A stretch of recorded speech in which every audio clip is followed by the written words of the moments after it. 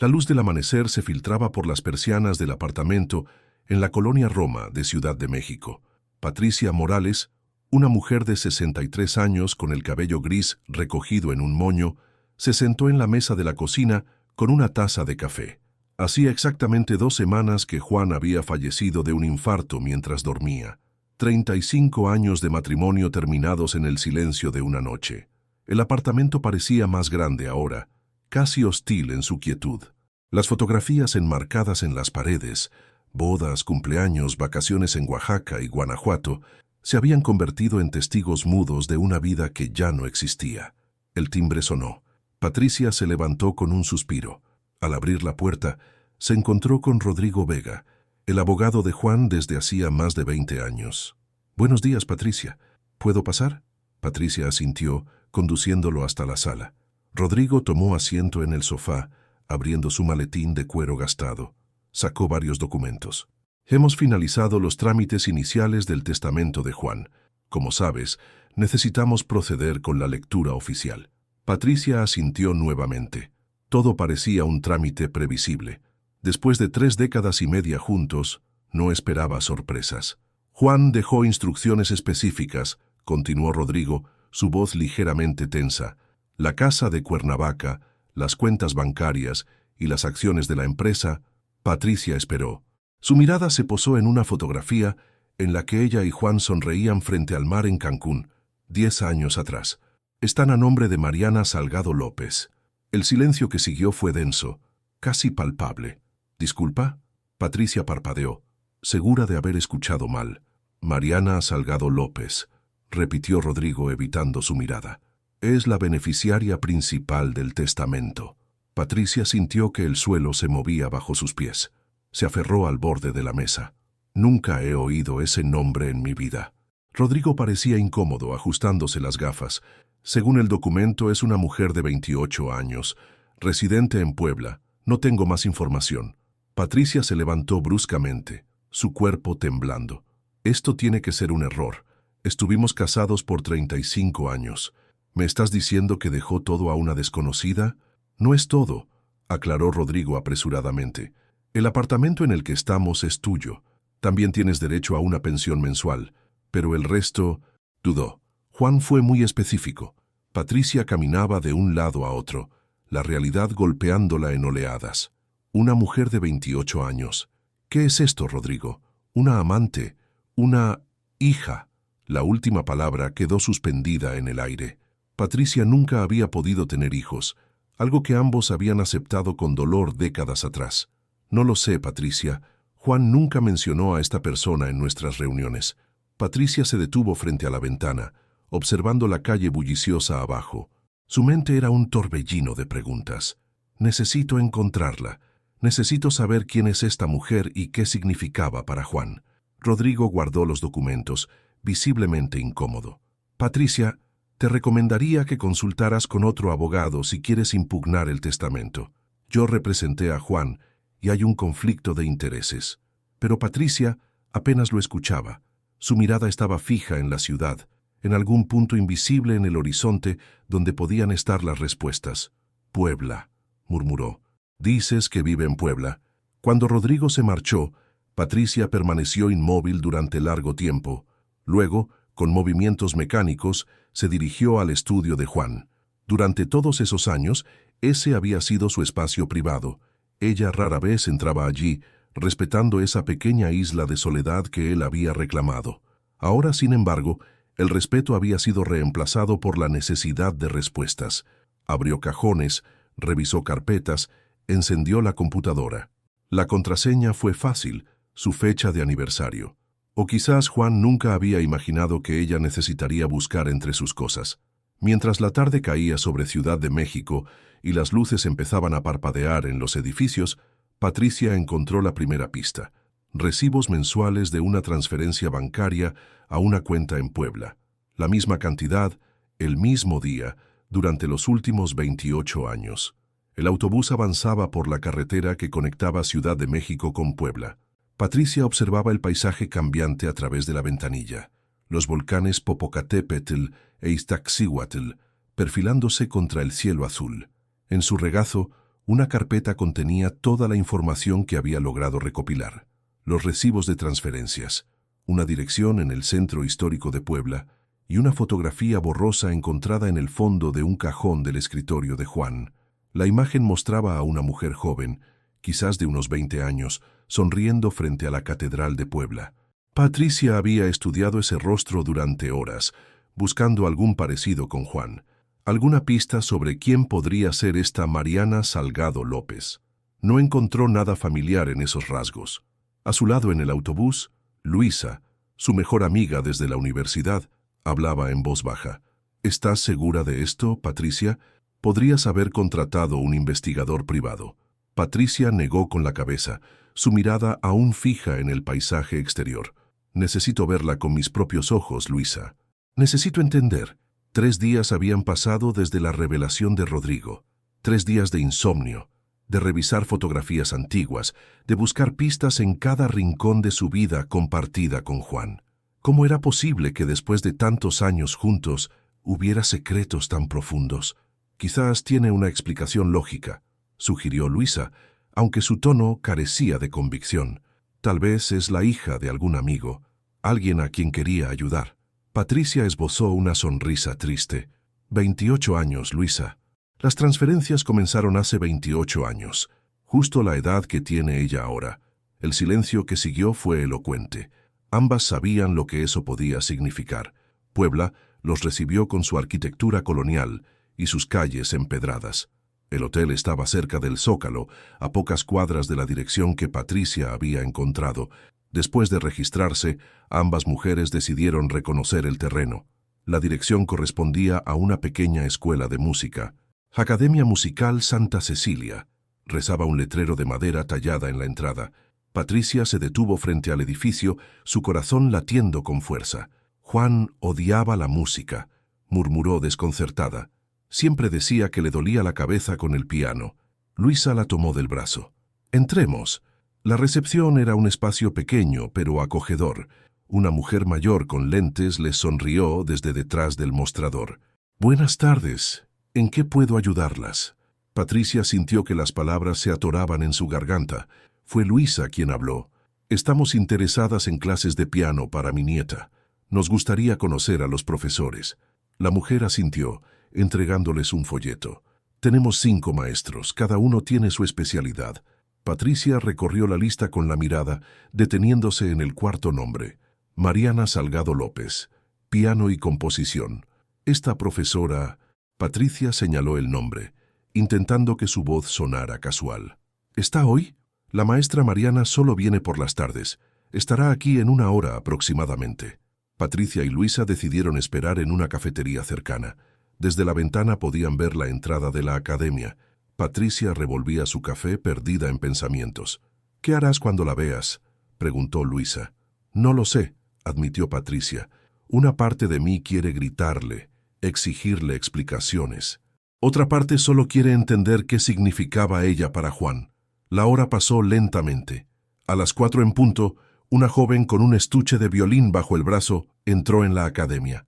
10 minutos después, llegó otra persona, un hombre mayor.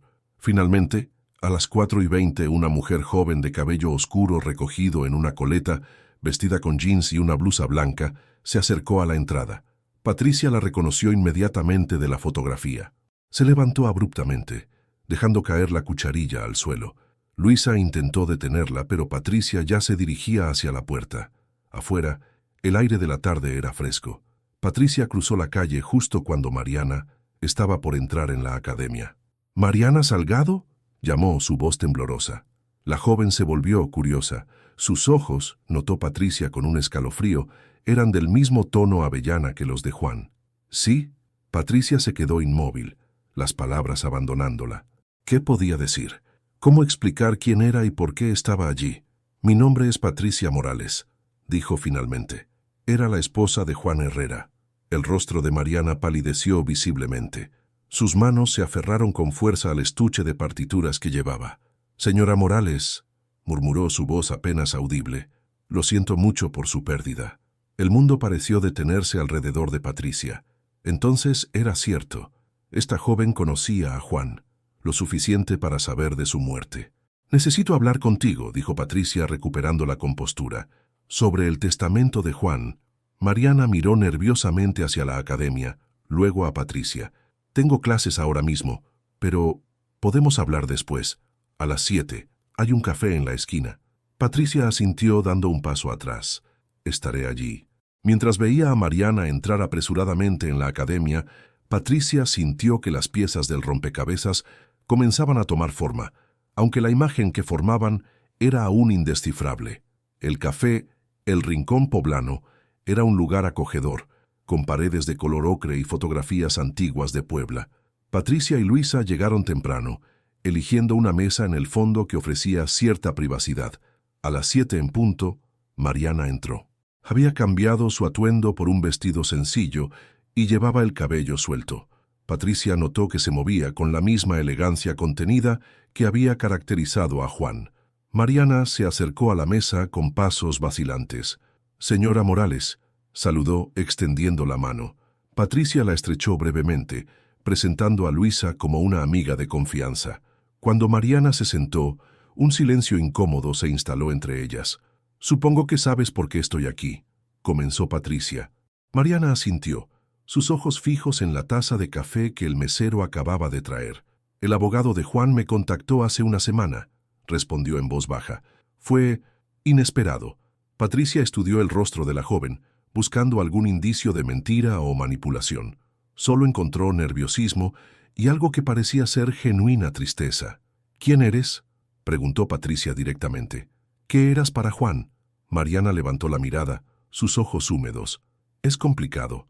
«Tengo tiempo», respondió Patricia con firmeza. Mariana respiró profundamente antes de comenzar. «Mi madre, Elena Salgado, conoció a Juan en 1996. Ella trabajaba como guía en el Museo Nacional de Antropología en Ciudad de México. Él visitaba frecuentemente por su trabajo como historiador». Patricia asintió. Juan había sido profesor de historia en la UNAM durante casi toda su carrera académica. «Se enamoraron», continuó Mariana, su voz quebrándose ligeramente. «Fue breve pero intenso, según mi madre. Cuando ella descubrió que estaba embarazada, Juan ya había regresado a su vida con usted». Las palabras cayeron como piedras en el estómago de Patricia. 1996. Hacía exactamente 28 años, justo cuando ella y Juan habían decidido, tras años de intentos fallidos, que no podrían tener hijos biológicos. «¿Me estás diciendo que eres hija de Juan?». La voz de Patricia sonaba extrañamente calmada, como si estuviera hablando de alguien más, de otra vida. Mariana asintió. «Mi madre nunca quiso causarles problemas. Decidió criarme sola. Pero Juan dudó.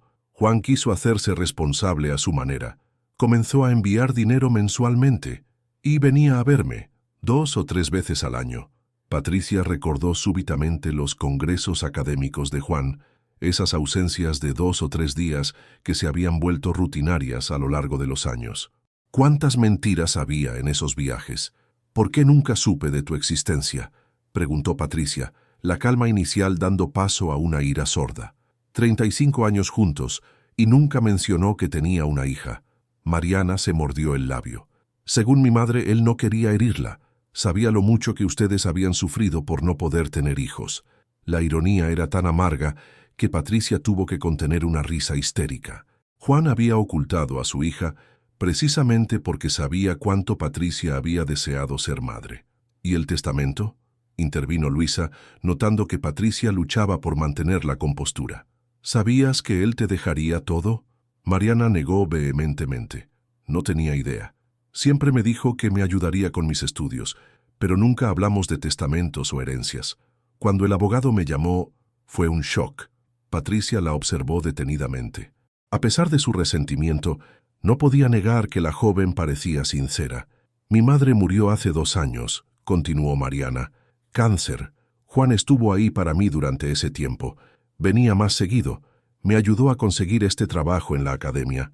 Juan odiaba la música», murmuró Patricia repitiendo lo que había dicho horas antes. Una pequeña sonrisa apareció en el rostro de Mariana. Eso decía, pero en realidad tocaba el piano maravillosamente. «Fue él quien me enseñó primero, antes de que tomara clases formales. Cada revelación era como descubrir a un extraño». Juan tocando el piano, el mismo hombre que se quejaba cuando ella ponía música clásica en casa. «Tengo algo para usted», dijo Mariana de repente, abriendo su bolso. Sacó un sobre amarillo. «Juan me dio esto hace unos meses. Me pidió que se lo entregara si algo le pasaba a él». Patricia tomó el sobre con manos temblorosas. Dentro había una carta y varias fotografías. Las imágenes mostraban a Juan con una bebé, luego con una niña pequeña, después con una adolescente. Momentos de una vida paralela, una historia familiar que había existido en las sombras de su matrimonio.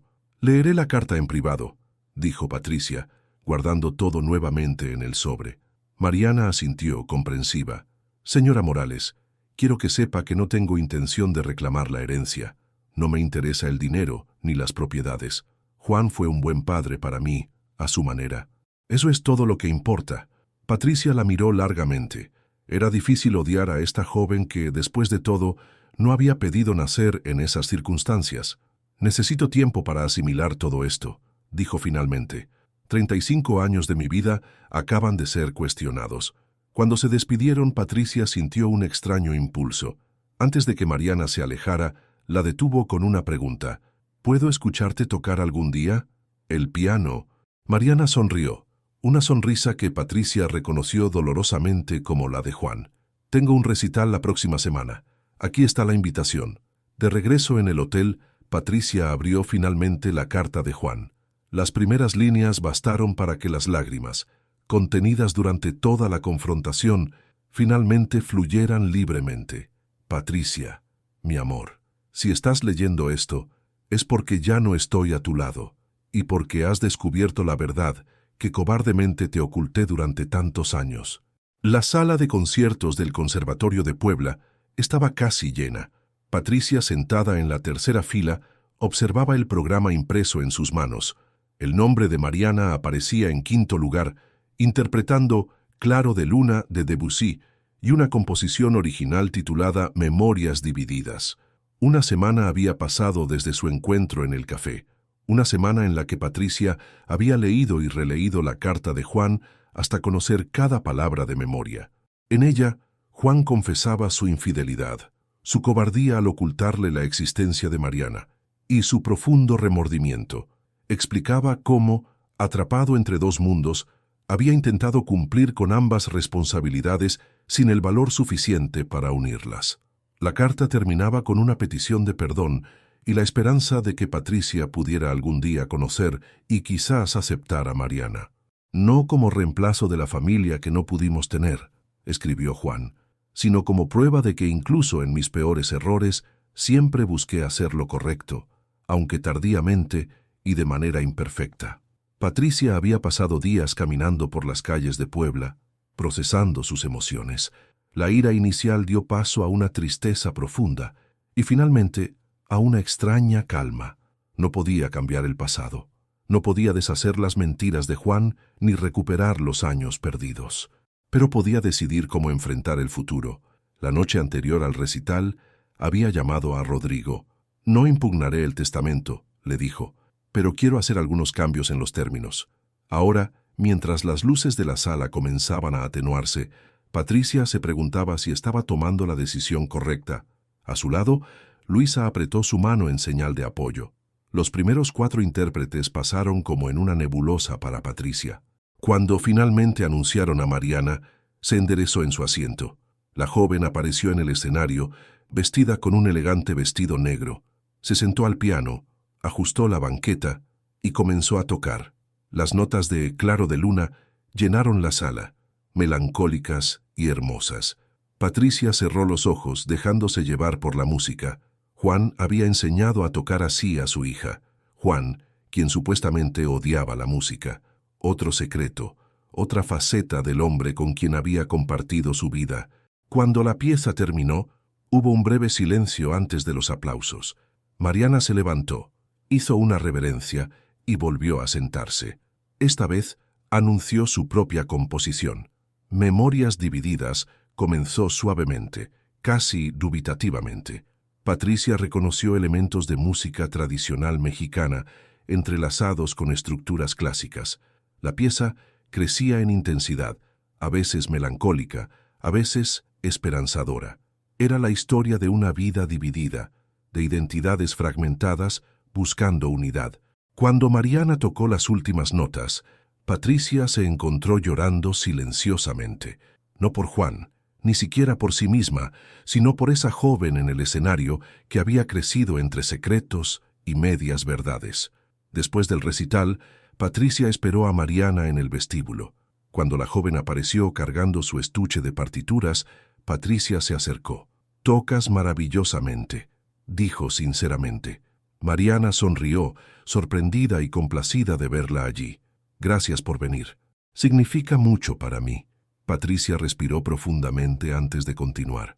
«He estado pensando mucho estos días, sobre Juan, sobre ti, sobre todo lo que ha pasado. He tomado algunas decisiones». Mariana la miró expectante. «He hablado con el abogado. La casa de Cuernavaca será tuya, como Juan quería. Las acciones de la empresa también. Pero he solicitado que parte del dinero se destine a crear una fundación». «¿Una fundación?», preguntó Mariana confundida. «Una fundación para becas musicales», explicó Patricia, «para jóvenes talentosos que no pueden pagar su educación. Se llamará Fundación Juan Herrera». Los ojos de Mariana se llenaron de lágrimas. «Él habría amado eso», murmuró. «Quiero que tú dirijas la fundación», continuó Patricia. «Conoces el mundo de la música, sabrás identificar el talento. Yo puedo ayudar con la parte administrativa, si lo deseas». Mariana parecía sin palabras. «¿Por qué?», logró preguntar finalmente. «Después de todo lo que pasó, de cómo te ocultó mi existencia», Patricia miró hacia la sala de conciertos, donde los últimos asistentes salían. «Porque durante 35 años amé a un hombre que resultó ser imperfecto, como todos nosotros. No puedo borrar ese amor de un día para otro, y porque creo que es lo que él habría querido, que encontráramos una manera de reconciliar las dos partes de su vida». Caminaron juntas hacia la salida. La noche de Puebla las recibió con aire fresco y el sonido lejano de música callejera. «¿Te gustaría venir a cenar a mi casa algún día?», preguntó Mariana tímidamente. «Podría mostrarte algunas fotografías, contarte más sobre mi vida con él». Patricia sintió un nudo en la garganta. Era una invitación a conocer esa otra parte de Juan que le había sido negada durante décadas. Era doloroso, pero también ofrecía una extraña forma de clausura. «Me gustaría eso», respondió.